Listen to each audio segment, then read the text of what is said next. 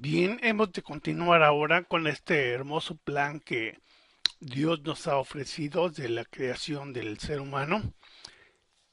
Su nombre es Dios Todopoderoso y vamos a recurrir a el plan número 2, que es el propósito de liberar a Egipto. Pero antes déjenme hacer un resumen de lo que hemos visto. Es aquí el plan de Dios, podemos ver lo que dice el plan de Dios para el hombre. Y el primer punto lo hemos visto en el video anterior acerca del propósito que Dios tuvo de crear al ser humano. Y en pocas palabras, en resumen, todos los propósitos que pensamos mostrar aquí, los 6 puntos de este plan, realmente abarcan la comunión que Dios ha querido siempre tener con el hombre, no importando la distancia, la grandeza que existe entre Dios y nosotros. Él siempre se ha hecho humilde porque se humilló, lo dice así el libro de Filipenses, hasta la muerte de cruz. No entiende por qué Jesucristo en toda su grandeza tenía que dar su vida por nosotros, si él pudo haber desarrollado otro plan de salvación para nosotros, donde no involucrara su sufrimiento, su muerte, su vituperio, su humillación, pero realmente dice que no consideró el igual a ser a Dios, sino que él realmente se sometió para darnos libertad, porque esa era la única forma y realmente eso es lo que nos debe ayudar a continuar estudiando para mantenernos siempre agradecidos y apreciar ese plan que Dios ha tenido para con nosotros desde el principio.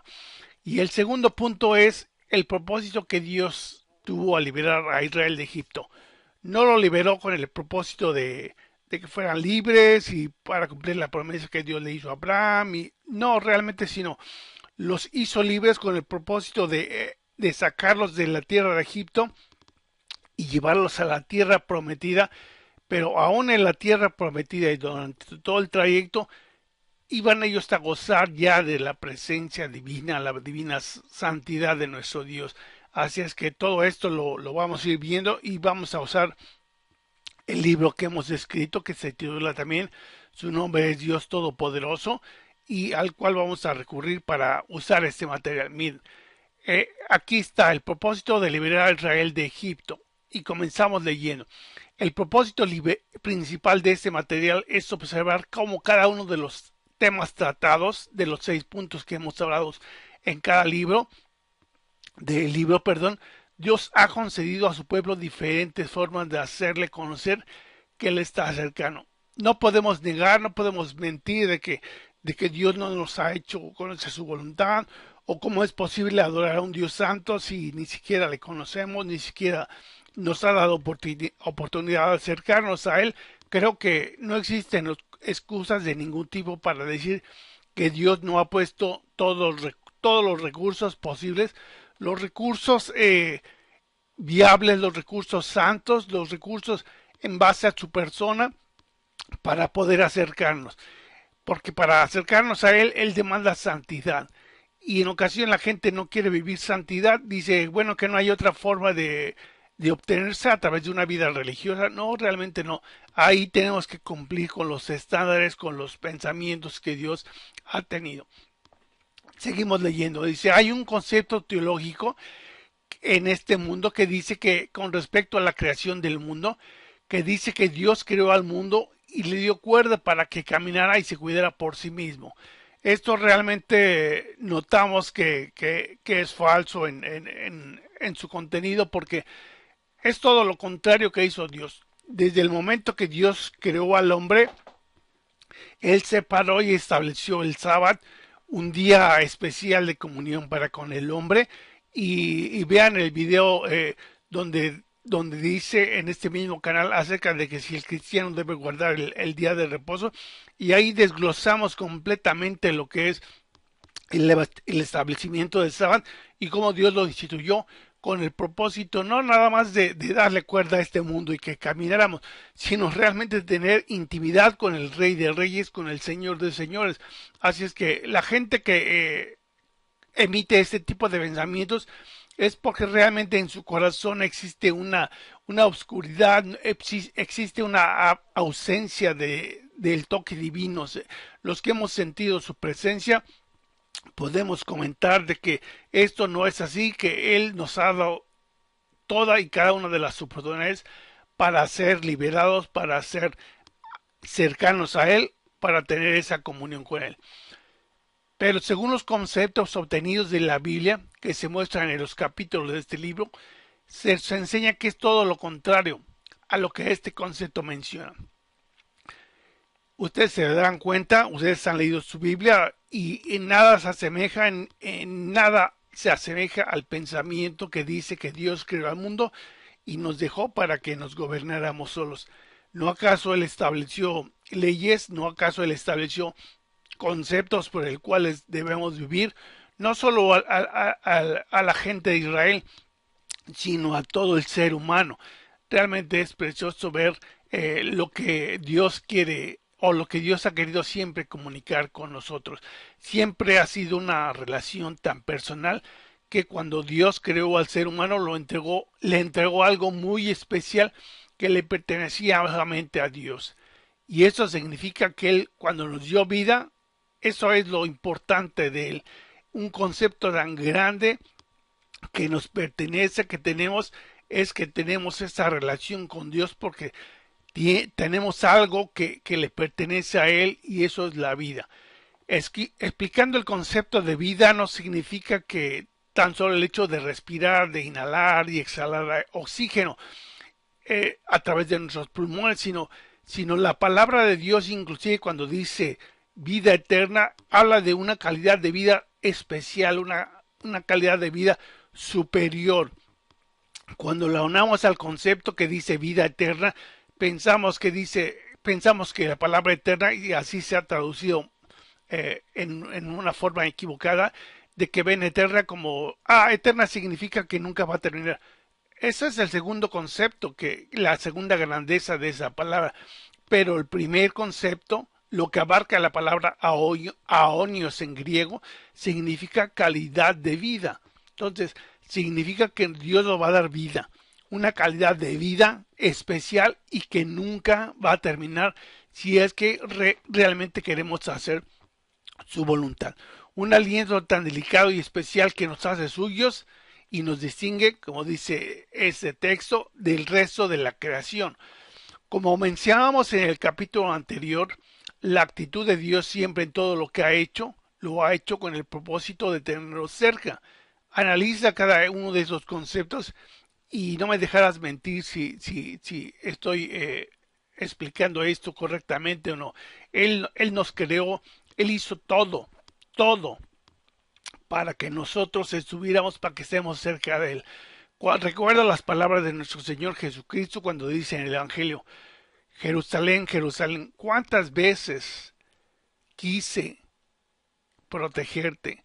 Cuando dice cuántas veces, no está hablando de únicamente un evento cuando fue la entrada triunfal a Jerusalén o cuando quiso él proteger a Israel en una sola ocasión como ya el Mesías encarnado, sino siempre. Recordemos que Dios es un Dios trino y que siempre ha querido proteger Dios a Israel. ¿Qué sucede cuando antes de que fuera tomado al cautiverio la tribu del norte que se llamó Israel? ¿Cuántas veces Dios envió al profeta Isaías, a diferentes profetas para que les hablaran de los planes de Dios y lo que tenían que hacer? Y no quisieron, no quisieron. Y dice el texto que seguimos mencionando los evangelios con respecto a la palabra de Jesucristo, que los que no quisieron no fue Dios, los que no quisieron fueron ellos, fueron los judíos. Y así sucede.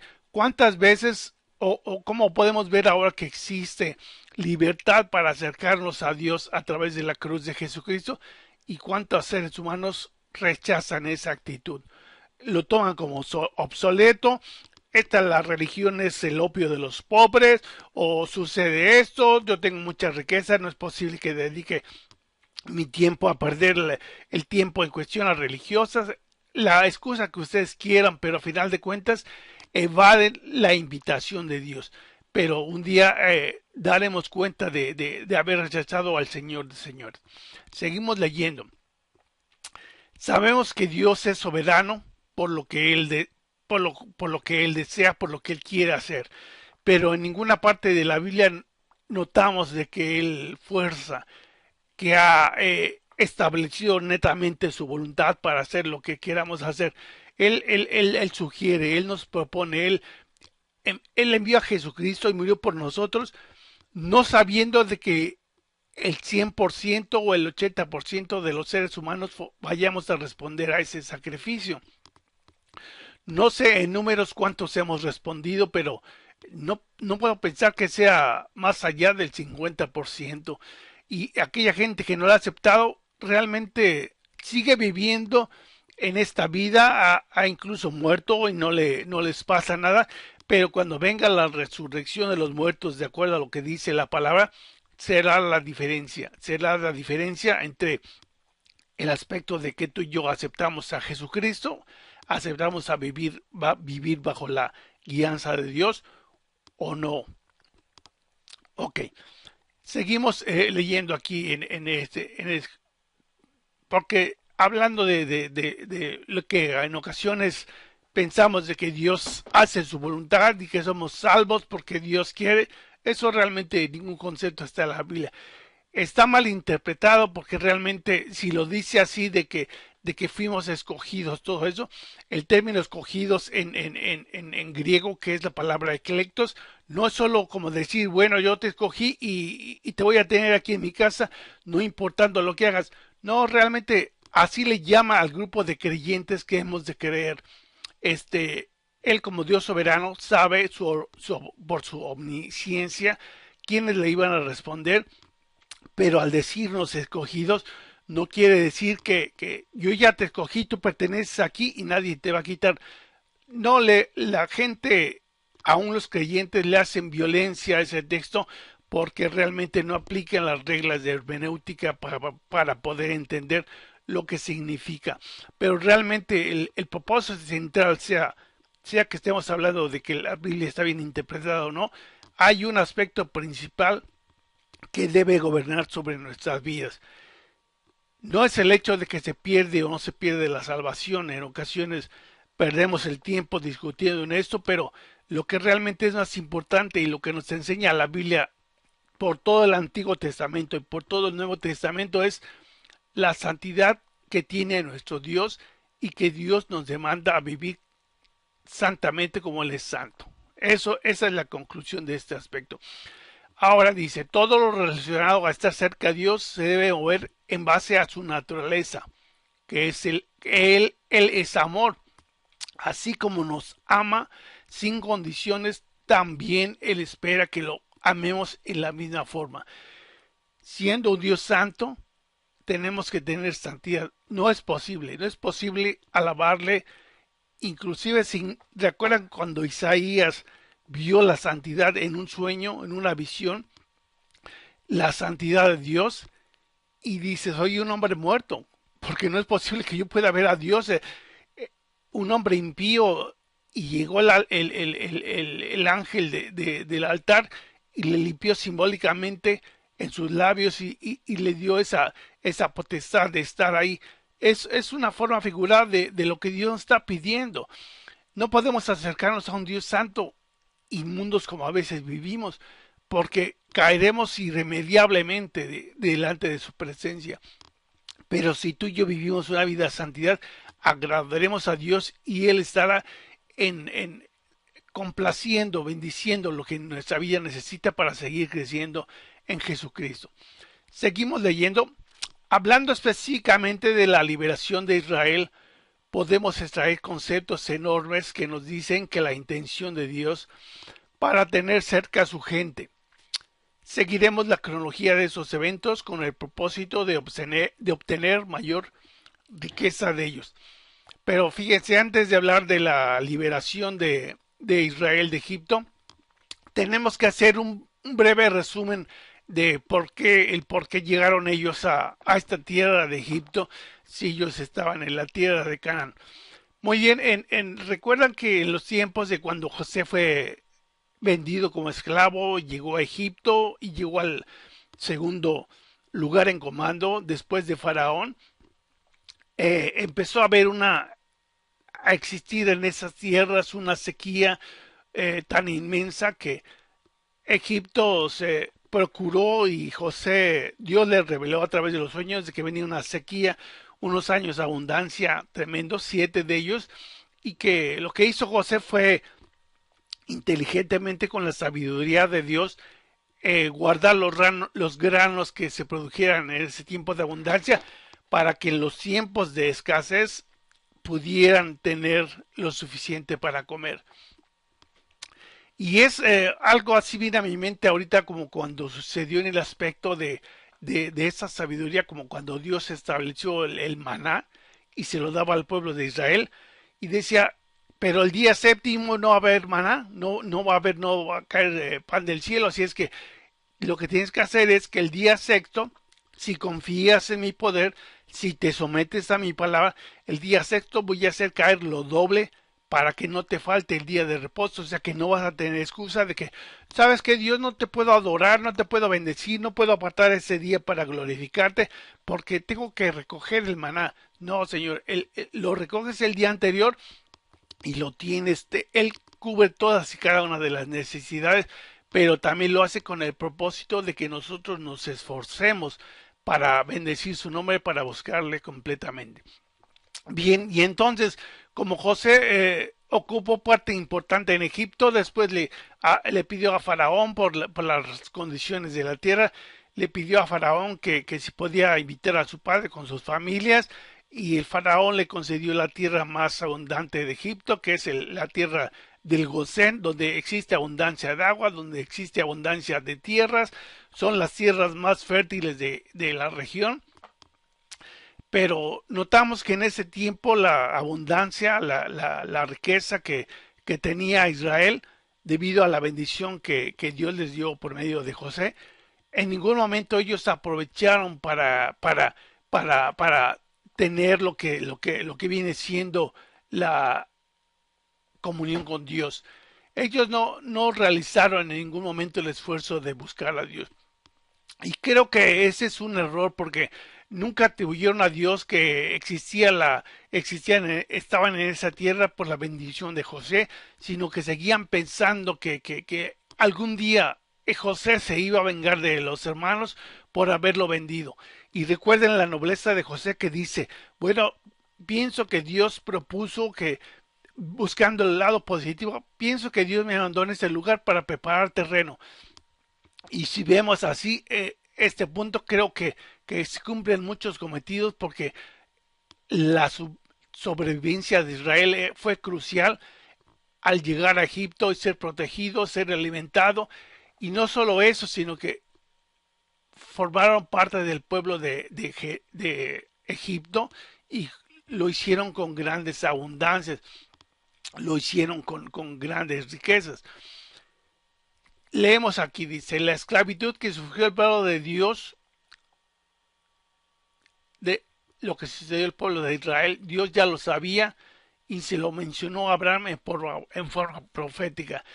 Cuando José murió y fue sepultado y en Jerusalén y todo eso, los egipcios se quedaron, perdón, los israelitas se quedaron en Egipto y entonces surgió un nuevo faraón que desconocía lo que había hecho José por el pueblo de Egipto. Y no solo por el pueblo de Egipto, por el mundo de aquel entonces, porque él empezó a vender granos y Egipto empezó a controlar la comida y fue una gran bendición para todas las naciones de aquel entonces. Pero entonces surgió un faraón diferente al faraón que conocía a José, y entonces el pueblo, en lugar de poder salir de Egipto, fueron tomados cada uno de ellos como esclavos. Y y Dios ya lo conocía, Dios conocía lo que iba a suceder y se lo profetiza, se lo menciona aquí, fíjense, en Génesis 15:13, como Dios le menciona esto a Abraham, lo que va a suceder antes de que inclusive existieran las tribus de Israel, muchos años antes de que existiera Israel como pueblo. Dice entonces, Génesis 15:13, entonces Jehová dijo a Abraham, ten por cierto que tu descendencia morará en tierra ajena y será esclava allí y será oprimida 400 años. Esto no quiere decir que Dios los condenó a vivir en esas condiciones como esclavos. La profecía de Dios a las naciones que aparecen relatadas en toda la Biblia nunca han sido del carácter condenatorio, sino más bien han sido de un carácter profético con el aspecto de comunicar lo que va a suceder, pero realmente cuando conocemos lo que va a suceder, nos preparamos. Si sabemos o nos dice el meteorólogo por la televisión, lo que sea, que se acerca un gran tornado y que va a devastar la ciudad, ¿qué es lo que haríamos? Pues recorrer a las tiendas tal vez y almacenar agua, almacenar víveres, almacenar baterías, lo que fuera necesario para poder vivir bajo ese tiempo de escasez que habría causado el tornado. Lo mismo aquí, lo que Dios muestra es la profecía, no está condenando, que está diciendo, bueno, tu pueblo va a ser oprimida 400 años porque se han portado. No, realmente vamos a mostrar como todo esto, lo que menciona Dios aquí, de que será oprimida por 400 años, le está hablando de que viene una prueba para Israel y realmente notamos que parte de la prueba es que en esa abundancia ellos no quisieron o no pudieron identificar la gloria de Dios, no, aunque ellos vivían en gran bendición, en gran opulencia, nunca quisieron aprovechar o no se dieron el tiempo para aprovechar, para adorar, para alabar, para conocer ese Dios vivo que había puesto en segundo lugar aparte de su pueblo a través de la persona de José, o de lo que Dios hizo a través también de Israel, de brindarle las mejores sierras de Egipto. Entonces, esto es parte de la prueba y lo vamos a desglosar más adelante, donde aparentemente existe una contradicción de lo que menciona la palabra de Dios, pero les vamos a enseñar y les vamos a explicar acerca de lo que se refiere. Dice, a una preparación para la salida del pueblo de Dios, nos habla del gran amor que Dios siempre ha tenido, no solo por Israel, porque sabemos que para los israelitas y los que confiaran en Dios, Dios estableció un plan y dijo, van a matar un cordero y van a poner la sangre en los postes de la puerta para que el ángel de la muerte va a pasar y los pase, los proteja, no entre a sus casas. Y los que creyeron, que confiaron en Dios y lo hicieron, fueron librados. Pero los que no creyeron, aun judíos, sufrieron las consecuencias. Pero lo hermoso de ese relato es cuando aun parte del pueblo egipcio practicó lo que Dios había establecido por medio de Moisés y fueron protegidos por esa sangre. Al salir Israel de Egipto, muchas familias, mucha gente de Egipto salió a ese éxodo de la tierra de Egipto. Ellos habían valorado recuerden que ya en ese tiempo, cuando salió libre Egipto, perdón, cuando ya salió libre Israel de Egipto, ya habían sucedido las plagas, y cada una de las plagas tenía un propósito de mostrar de las deidades egipcias. Prácticamente lo que hizo Dios es humillar a las deidades egipcias, porque dijo, no existen. Recuerda que el único Dios es nuestro Padre. Entonces, eso fue una realidad, y Dios les mostró a los egipcios, a todo mundo. Aún fíjense, estoy pensando que más allá transcurrió más allá de las fronteras de Egipto, porque bendijo a los israelitas que confiaron, bendijo a los egipcios que confiaron y que se unieron a esa caravana, y después bendijo también a las naciones aledañas que confiaron en lo que habían escuchado acerca de lo que Dios había hecho a la poderosísima nación de Egipto. Y una de ellas, hermanos, no me dejarán mentir, está bien desglosado enormemente, precioso, acerca de lo que Rahab hizo. Mira, en este canal tenemos también una predicación acerca de Rahab, de cómo aplicamos el conocimiento del idioma hebreo a lo que es la interpretación de la palabra y donde habla acerca de lo que Dios hizo a través de Raab, porque a veces pensamos de que fue una mala mujer y todo eso, pero realmente lo que está hablando ahí es de que ella fue idólatra, por eso se le llama prostituta, pero no porque fuera literalmente esa forma. Entonces es una forma figurada y si te llama la atención, yo te invito a que consultes este video y lo puedas analizar y puedas escuchar las evidencias que estamos expresando, que estamos explicando paso por paso lo que la vida de Rab ha sido, porque cuando ella dice yo sé, es algo precioso porque no es el decir que yo tengo información, que conozco. No, no, cuando dicen yo sé en los idiomas hebreos, yadá, en hebreo yadá o en griego ginosco, quiere decir que realmente tienen una información de alguien a través de haber tenido una relación personal. O sea, si supo que Dios iba a entregar a Egipto, a la tierra de Jericó a los israelitas, quiere decir, en pocas palabras, que porque tenía Raab la información de alguien que tenía una gran comunión con esa mujer, con Raab. ¿Y quién es ese que tenía esa gran comunión? Nuestro Dios. Entonces, yo les invito a que vean ese video y les ayudará en gran bendición porque son cosas tan hermosas que inclusive posteriormente Raab llega a ser considerada dentro de la genealogía. Imagínense, de la genealogía de lo que iba a ser el Mesías, de lo que sería el Rey de Reyes. Existe ahí en esa historia, en ese video, riquezas enormes, hermanos, de notarnos como Dios tiene su gran amor, no solo por Israel, sino por Egipto, todo aquel que se acerque. Si tú quieres o tienes duda porque si Dios te va a aceptar o no, independientemente cuál haya sido tu vida, acércate confiado a Dios. Lo primero que tienes que hacer es depositar tu confianza en Dios y Dios lo va a lograr. Seguimos leyendo. Él ansiaba el momento de tener a su pueblo cercano a través de la esclavitud, pero Dios estaba preparando a su pueblo. Todos estos 400 años que Dios le profetizó a Abraham tenían un propósito y era de lograr esa, vean cómo dice el primer punto, a través de desear de ser liberados por su Dios. Tenía que haber ese deseo. Pero ¿por qué estamos viviendo nosotros en esa esclavitud, dirían los israelitas, si realmente tenemos la promesa de un Dios vivo, de ese un Dios poderoso, que le hizo la promesa a nuestro padre Abraham, al líder, a nuestro antepasado Abraham? Dios va a cumplir su promesa.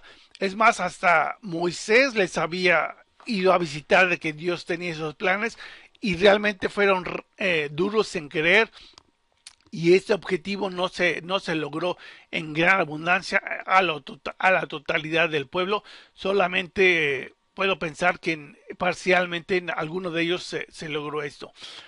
Tenían que clamar y aprender a confiar en él. Ese era un aspecto bien importante. No solo es clamar, sino aprender a confiar en él. Y cuando Dios nos somete o nos pone en pruebas difíciles, ahí es donde la confianza que tenemos con Él se puede vislumbrar, se puede ver más clara, porque en ocasiones si no estamos hechos del amor de Dios, realmente nos va a llevar a situaciones bien difíciles. Pero si hay el verdadero amor de Dios en nuestra vida, se cumplirán los propósitos que Él tiene. También dice que verían cumplidas las promesas de Dios hechas a Abraham. Ninguno de ellos mencionó ese concepto. Realmente no había esa unión, esa ligadura que decían, espérame, si nosotros somos descendientes de Abraham y Dios le hizo una promesa a Abraham, o sea que indirectamente la promesa es también para nosotros.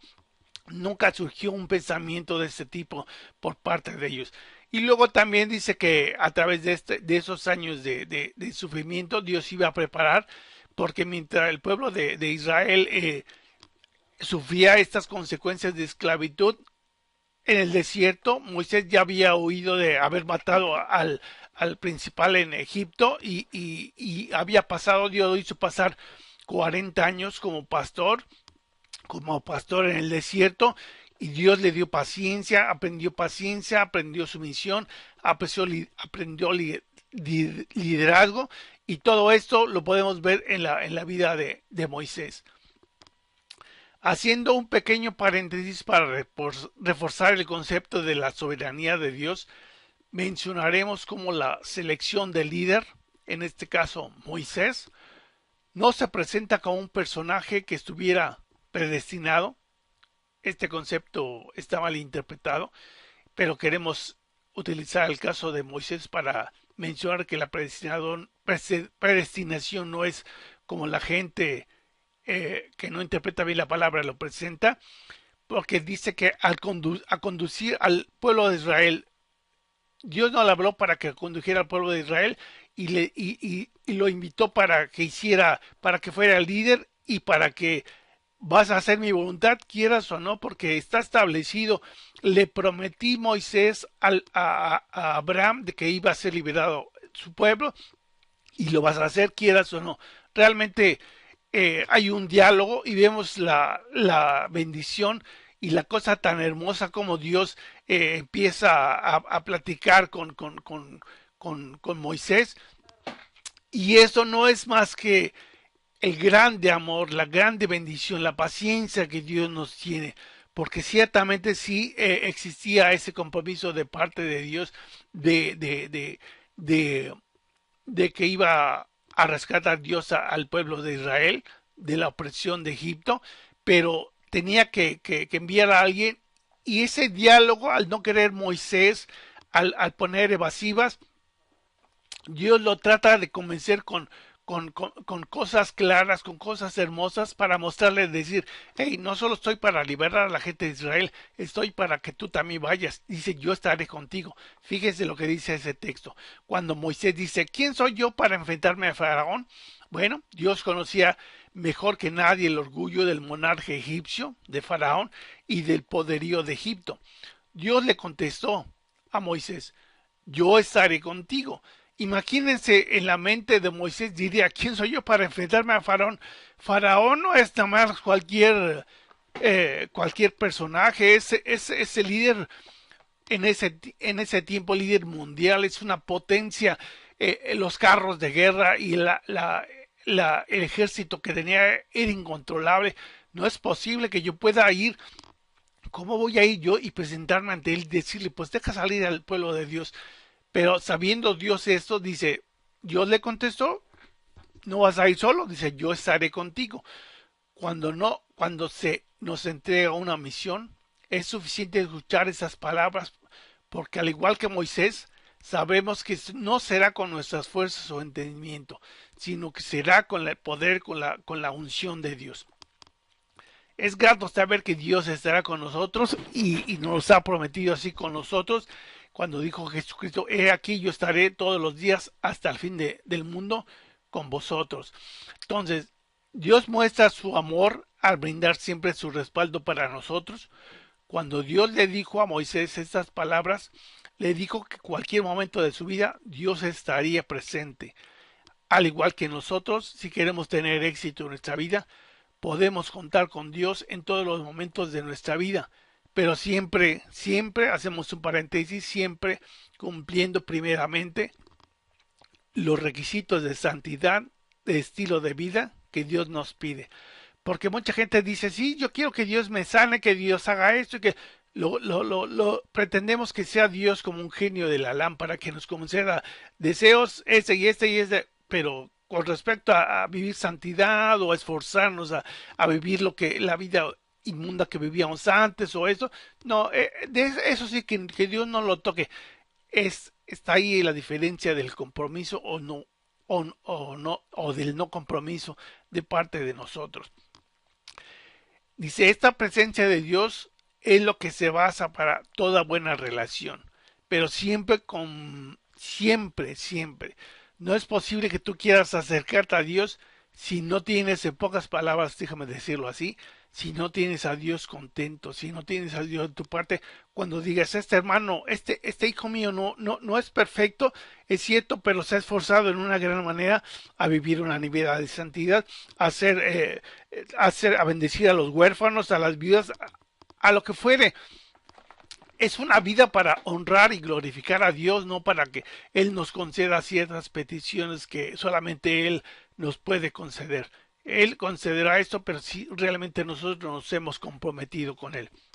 Fíjense, otra de las razones, y aquí hemos tomado esto para mostrar en esta explicación como todo el contexto de la salida de Israel. No era solamente saca a mi pueblo, Moisés, pasó plaga 1, plaga 2, plaga 3, plaga 10 y murieron los primogénitos, paz y ya están en Canaán. No, sino que realmente eso es los detalles que no cubrimos cuando leemos el Antiguo Testamento.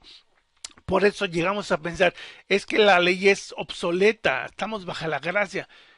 Momento, ¿cómo piensas que está siendo obsoleta la ley si realmente tiene una riqueza de compañerismo, una oportunidad de acercamiento, de poder recurrir al Dios Santo como Él quiere y estar en paz con Él, estar satisfecho de la relación que existe en nuestra vida con Él? Esto realmente no lo explica en gran manera lo que es el Nuevo Testamento. ¿Por qué no lo explica? Porque los principios del Antiguo Testamento, aún la muerte de Cristo, están reflejados y están basados, están prometidos, profetizados en lo que es el Antiguo Testamento, en la ley, en los profetas, en los salmos, habla de lo que es el Mesías. Y se cumple cuando Jesucristo dice, yo no vine a abolir la ley, la vine a cumplir. Y ya expliqué que abolir o cumplir significa del verbo griego pelero, que significa la vine a ser grande, la vine a ser inmensa. Entonces, si había oportunidad de comunicarnos y tener comunión con Dios, ahora a través del sacrificio perfecto de Jesucristo, es totalmente diferente, es completamente lo doble, hermanos. Es porque Dios la vino a hacer grande, intensa. Entonces, si ya era intensa, ahora imagínense a través de la muerte de Dios mismo, de Jesucristo. Son palabras que realmente no podemos expresar, pero si tú disfrutas la comunión, creo que te darás cuenta de lo que estoy hablando. Ahora vamos a pasar cuando dice Moisés y dice en este pasaje, dice, en nombre de quién me presentaré delante de mi pueblo. Es otra de las excusas que diría, dime tu nombre. En la antigüedad se acostumbraba que al conocer los nombres de un dios o de una persona, tenía, quien conociera primero el nombre podía tener cierta autoridad, podía tener cierta control, cierta autoridad de la persona a la cual estaba llamando por su nombre. Y fíjate lo que contesta Dios. Después de esta pregunta y excusa, Dios le menciona su nombre a Moisés. Recuerda que en esos tiempos el nombre describía la esencia de una persona. El nombre que le respondió, que le pronuncia, es Jehová. Y vemos en el antiguo, esta es la pronunciación latina, Jehová, pero proviene de la palabra hebrea, ustedes ya la conocen, es el tetragramatón con estas letras, Yod, G, Bab, G, que habla acerca de la omnipresencia de Dios, de la omnisciencia de Dios, y realmente le quieren decir, bueno, ve con los hijos de Israel porque lo que le está diciendo en pocas palabras es decirle, yo soy el que soy, yo soy el que seré, y yo he sido el que he sido. O sea, habla de la omnipresencia, de la eternidad de Dios, de la grandeza de Dios. Y eso es lo que realmente le estaba diciendo. Si tú tienes dudas de ir a Faraón o le temes en pocas palabras, porque no había nada incorrecto en Moisés al tener temor en su corazón, porque Faraón era un personaje no de pocas palabras o de que si estuviera, imagínate, en contra tuya, yo no creo que pudieras escapar tan fácilmente de él si Dios no te protegiera, pero Dios le está diciendo a Moisés, dile al pueblo, y esto no era solamente palabra para el pueblo, también era para Moisés, porque era parte, él era parte del pueblo. Yo soy el que soy. yo soy el que seré. Yo soy el que es, yo soy el que he sido. Habla y abarca los tres tiempos gramaticales. Habla de yo soy, yo seré, yo he sido. Fuera de mí no existe nada. Entonces, esto es lo que Dios le transmite a Moisés y Moisés puede sentirse confiado cuando escucha eso. Dice, y respondió Dios a Moisés, yo soy el que soy. Y dijo, así dirás a los hijos de Israel, yo soy, me envió a vosotros.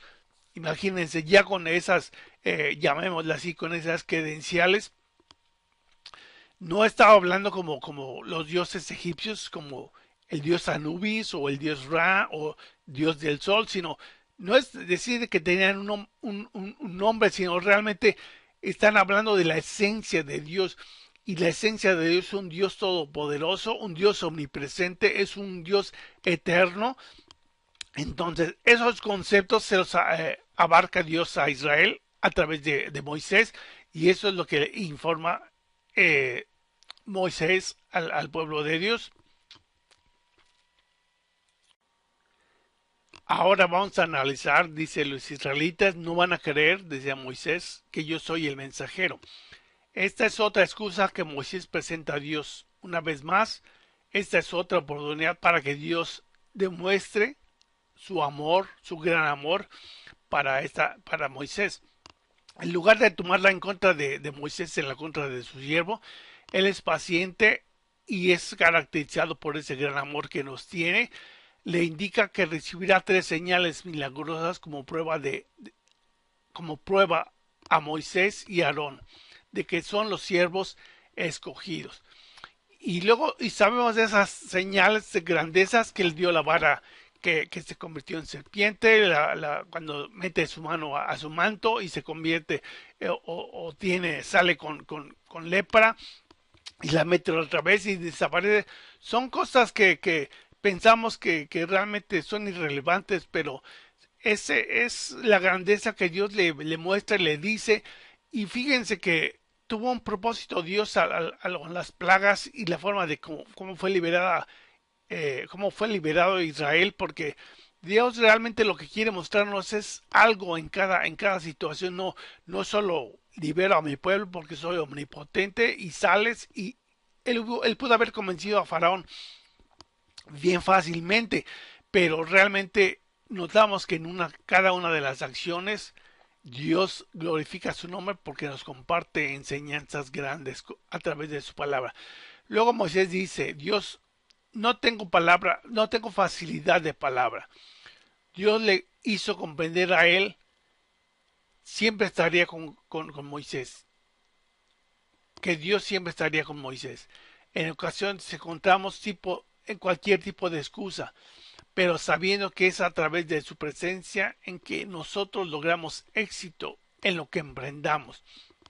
En ocasiones le damos más valor a nuestros talentos o habilidades que podamos tener que lo que realmente está dándonos ese respaldo como es nuestro Dios. Fíjense lo que pasaba aquí cuando dice, y dirás a Faraón, esto nuevamente le decía Dios a Moisés, Jehová ha dicho así, Israel es mi hijo, lo cataloga como primogénito. Si está mencionando primogénitos porque hay hijos que le siguen, que hay más hijos, y lo vemos que las otras naciones, aquellos que se quisieran someter a la grandeza de Dios, como lo fue primeramente el pueblo de Egipto que salieron en el éxodo de Israel, formaron parte del pueblo también, formaban parte de esa genealogía de esos hijos de nuestro Dios. Y luego leemos el Éxodo 4:23, dice, ya te he dicho que dejes ir a mi hijo para que me sirva. Aquí está el propósito, para que me sirva, mas no has querido dejarlo ir. Fíjense, dice, a pesar de la falta de aprendizaje por parte de Israel, Dios tenía grandes planes para ellos. Tenía los planes de constituirlos como una gran nación, libre y soberana en Canaán, darles a poseer una tierra muy generosa, la entrega del pacto de la ley, pero sobre todo tenía grandes planes políticos, pero sobre todo grandes planes espirituales. Imagínense lo que era la construcción del templo, es algo enorme, algo grandioso que realmente nos lleva a valorar la grandeza de nuestro Dios. Tener un Dios de la grandeza que tenemos, un Dios cercano, un Dios que habita en medio de su pueblo. Y es precisamente de estos grandes planes espirituales de los que queremos hacer énfasis. Dios quería estrechar la relación con su pueblo, pero antes les tenía que enseñar cómo. A través de cada uno de los eventos sucedidos, Dios se revelaría a su pueblo, mostrándose con todo el señorío que él posee. A través de estas señales se deberían de dar cuenta de la grandeza de Dios. Y aquí hemos de hablar eh, de las plagas que Dios utilizó no solamente para mostrarle a Faraón, porque para contestarle su pregunta tan grande que tenía o que tuvo Faraón, que dijo, ¿quién es Jehová? Fíjense aquí, en el versículo 5:2 de Éxodo dice, y Faraón le respondió a Moisés, le dice, ¿quién es Jehová? Para que yo oiga su voz y deje ir a Israel. Yo no conozco a Jehová, ni tampoco dejaré ir a Israel. Fíjese, en este hermoso versículo de la Biblia nos habla grandemente y les había mencionado cuando Rahab menciona el concepto de conozco que Jehová va a entregar esta tierra de Jericó a los judíos. Realmente la palabra conocer, aquí está, conozco, es también la palabra en hebreo yada, que está refiriéndose por parte de Faraón, en decir, yo no tengo relación, yo no sé quién sea Jehová, y por supuesto, tampoco dejaré ir a Israel. Terminamos aquí con este video y vamos a pasar al próximo para analizar en detalle esta expresión que tuvo Faraón, pues realmente nos va a brindar una riqueza bastante hermosa. Y continuamos en el próximo video. Vamos a hacer en dos partes esta segunda sección de el propósito de liberar a Israel, porque es realmente abundante, tiene unos conceptos tan grandes que yo siento que va a dejar mucha enseñanza para cada uno de nosotros. Nos vemos en el próximo video y gracias por seguir con esta serie. Nos vemos en el próximo video. Dios les bendiga.